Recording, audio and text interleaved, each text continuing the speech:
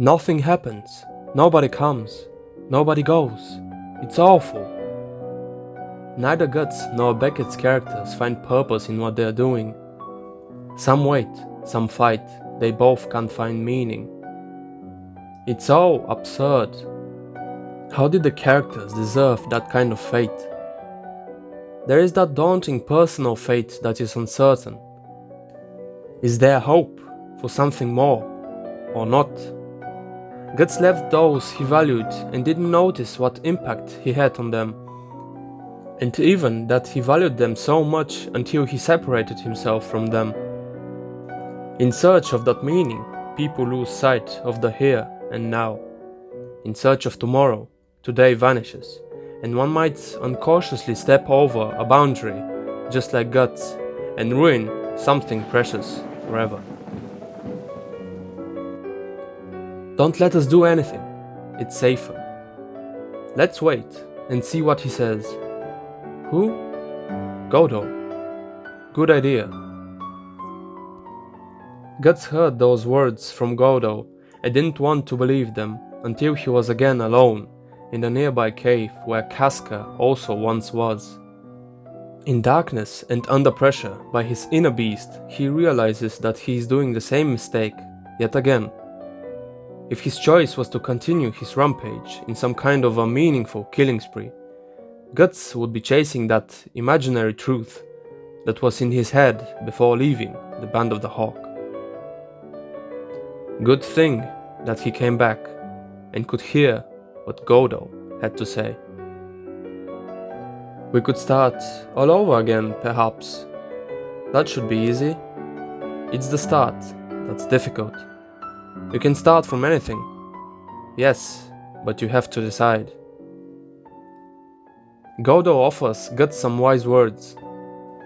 Guts is a rusting sword that is soaked in the blood of vengeance and has begun to break.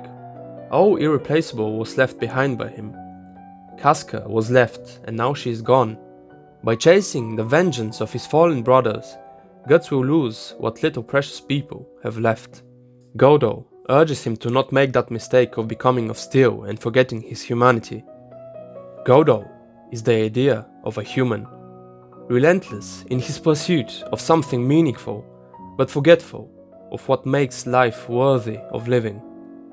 Once you fully isolate yourself in something, you lose your touch to others.